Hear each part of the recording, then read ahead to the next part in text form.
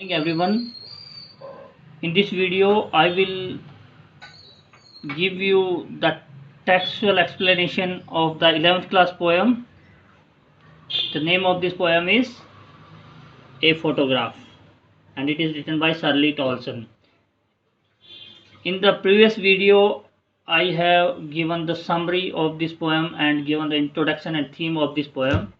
I hope you have understood that, and now I will read the text of this poem and give you the explanation of this poem. मैं इस poem को आपको explanation दूंगा और इस text को पढ़ के बताऊंगा. Hope you will understand it. Okay.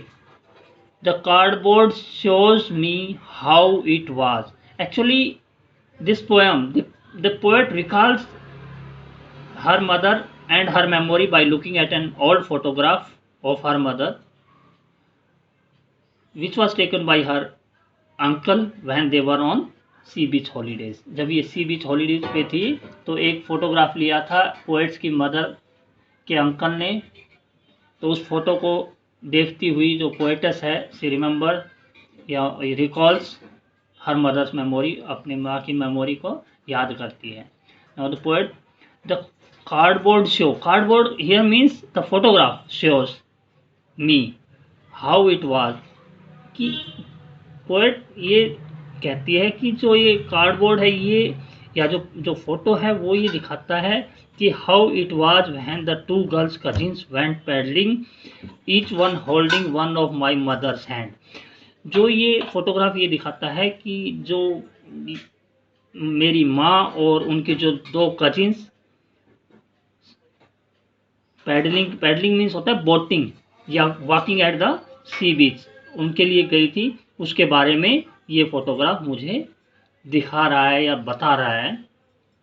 And देवर जो उनकी जो कजिन्स हैं, ईच वन प्रत्येक holding one of my mother's hand, और ये इन लोगों ने जो मेरी माँ का हाथ पकड़ा हुआ था जो उनकी कजिन्स थी. And see the big girls, और ये जो फोटोग्राफ में जो बड़ी लड़की है सम 12 ईयर्स और सो, वो जो लगभग 12 साल की है. All three stood still to smile through their hairs, और जो इस फोटोग्राफ में जो ये तीनों लड़कियां जो खड़ी है वो स्टिल का मतलब होता है एकदम सीधे खड़ी हुई है, शांत खड़ी हुई है. और they are smiling through their hairs, और देखो यहाँ पे लिखा है smiling through their hairs. Actually at the sea beach the wind is blowing and their hairs, जो उनके बाल हैं, they are coming on their faces, उनके फेस के ऊपर आ रहे हैं. That's why the poet use smiling through their hairs. और दे आर स्माइलिंग, और किस पे स्माइल कर रही हैं वो? एट द अंकल, अपने अंकल की तरफ देखते हुए. विद द कैमरा, जो उनके अंकल जो फोटो ले रहे हैं ना कैमरा से, उनकी तरफ देख के they are smiling. A sweet face, और जो माई मदर्स, और जो poets tells that his mother has sweet face, उसकी माँ का जो फेस था बहुत ही स्वीट था.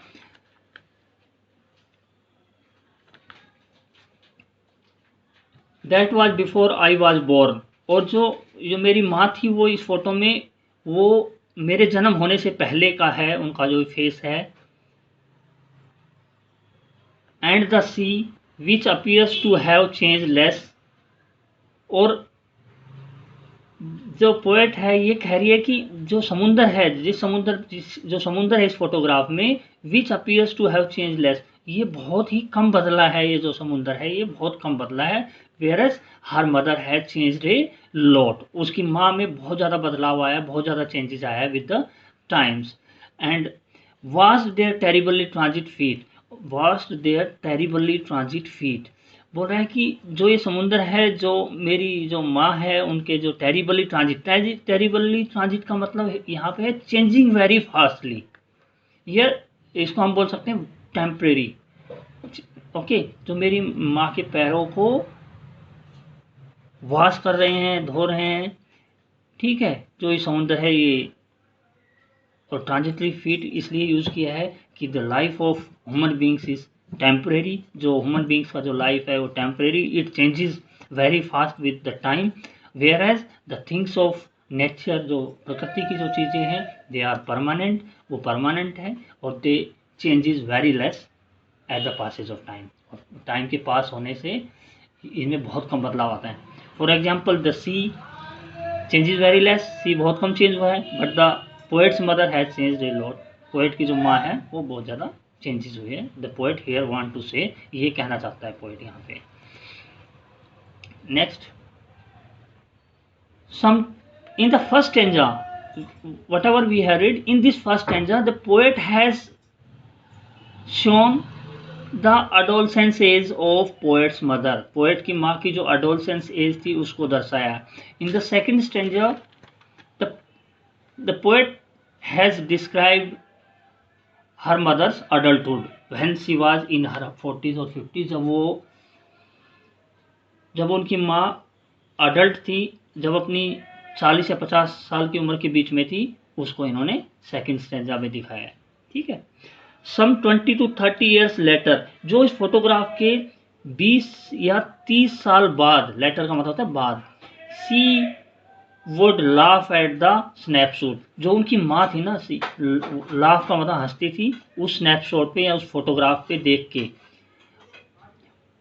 सी Betty and Dolly, she would say, and look how they dress us for the beach. और द पोएट सेज दैट, जो हर मदर टेल्स, कहती थी किसको, पोएट को, पोएट या पोएटेस को कहती थी, क्या कहती थी कि सी बेटी एंड डॉली, यानी बेटी और डॉली को देखो, सी लाफ्ड, और वो हंसती थी एट द स्नैपशॉट, फोटोग्राफ पे, और कहती थी कि बेटी एंड डॉली को देखो, एंड लुक हाउ दे, और देखो कि कैसे है, we are dressed us for the beach. They का मतलब the parents of her mother's parents, उसकी जो माँ के जो पेरेंट्स थे वो उनको और डॉली को कैसे तैयार करते हैं सी बीच हॉलीडेज के लिए। ठीक है। The sea holidays was past, अब जो सी हॉलीडेज थी, जो छुट्टियां थी, जो वो अब पास्ट बन चुकी थी, किन के लिए, मदर के लिए। ठीक है। जो सी हॉलीडेज था वो उनके लिए पास्ट बन गया था। After 30 to 40 years later she has lost her adolescence, और she has lost the beach holidays, जो वो हॉलीडेज जाती थी बीच पे वो सब मिस कर चुकी थी, वो लॉस्ट कर चुकी थी। तो the poet here want to say that now those days has become past for her mother, और वो जो दिन थे वो उनके लिए अब पास्ट बन चुके थे। कौन से दिन, adolescence age and sea beach holidays has become past for her, और वो मोमेंट इनके लिए पास्ट बन चुके थे। माइन इज हर लाफर, और पोएटेस ये भी कहते हैं कि जो मेरे लिए क्या पास्ट बन चुका था, हर लाफर, जो उनकी जो हंसी थी ना, उनकी माँ की हंसी थी। When she used to look at the snapshot, जब वो उस फोटो पे देखती थी और हंसती थी उस फोटो को देख के, आफ्टर 20 to 30 ईयर्स बाद में, तो वो जो हंसती थी वो अब जो हंसी थी वो इस पोएट के लिए या पोएटेस के लिए पास्ट बन चुकी थी। Both very with the laboured ease of loss, both means दोनों, the poet and her mother. ठीक है। वी का मतलब था कि डिसअपॉइंटेड, यहाँ पे आप ले सकते हो वी का मतलब डिसअपॉइंटेड थी and they give the, they twist their faces, अपने फेसेस को ट्विस्ट करती थी विद डिसअपॉइंटमेंट के साथ। विद लेबर्ड इज ऑफ लॉस, और जो सेंस ऑफ लॉस के कारण, जो पास्ट बन गया था इनका, जो लॉस के कारण, जो उसके दुख के कारण, कि they have lost their past and poetess has lost her mother laughter, जो उनकी माँ की जो हंसी है वो गुम कर चुकी थी पोएटेस, और जो पोएटेस की माँ थी वो sea beach holidays and her adolescence loss कर चुकी थी। तो ये they create what they create disappointment। ठीक है।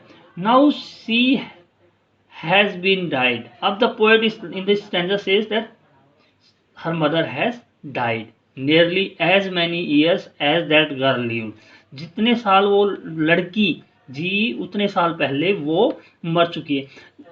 जो in that photograph the girl was of 12 years, so her mother has died 12 years before, या 12 years has passed when her mother has died. 12 साल पहले उसकी माँ मर चुकी थी. And of these circumstances there is nothing to say at all.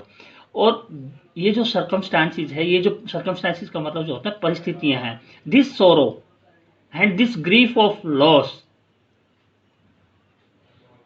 of her mother's laughter because her mother has died, उनकी जो माँ मर चुकी है. The poetess feel with grief, जो poetess है वो दुख से भर जाती है. There is nothing to say, और she is not able to express this grief, जो ये दुख है या जो sadness है, she is not able to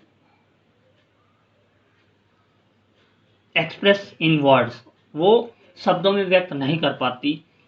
It silences, और ये जो सर्कमस्टांसिस की जो साइलेंस है, this it's silences the sadness, जो सैडनेस है because of poets death of poets mother, जो पोएट्स की माँ के मर जाने के बाद जो सैडनेस सोरो फील कर रही है, दैट साइलेंसेस, और वो पोएट को साइलेंट कर देती है. She would not able to say a single word. I hope you have understood the text of this poem and you will be able to answer the questions. Thank you.